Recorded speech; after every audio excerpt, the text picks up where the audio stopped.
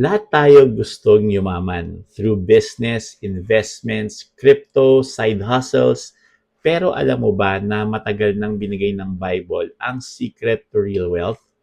At hindi ito tungkol sa pagod, puyat, at hustle culture. Ang tunay na yaman may mas malalim na source. Sabi sa Proverbs 10:22, "The blessing of the Lord makes a person rich, and He adds no sorrow with it." Napansin mo, hindi nakasulat na your job makes you rich or your business makes you rich. Ang sabi, the blessing of the Lord. Marami sa atin may mataas ang income, pero bakit parang laging tapos? Bakit may mga mayaman na malungkot, stressed, walang peace? Kasi, kapatid, yaman na walang peace, hindi tunay na yaman.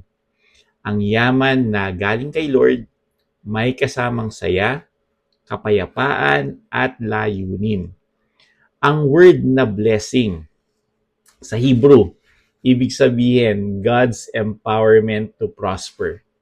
Ibig sabihin hindi mawawala ang hard work, pero may pabor, may gabay, at may supernatural results. Isipin mo si Joseph sa Bible. Kahit naging slave at nakulong, lahat ng hinawakan niya umunlad. Bakit? Dahil nasa kanya ang blessing ni Lord. Hindi siya humabol sa pera, pera ang humabol sa kanya. At good news, available pa rin yan today.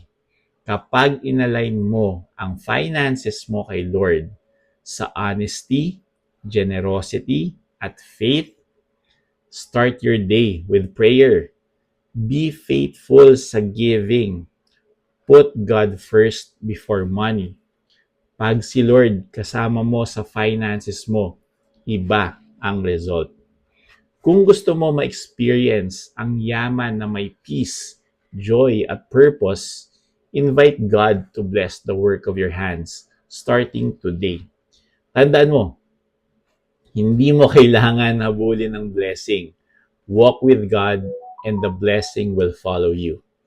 Comment mo dyan, I am blessed and favored if you claim it.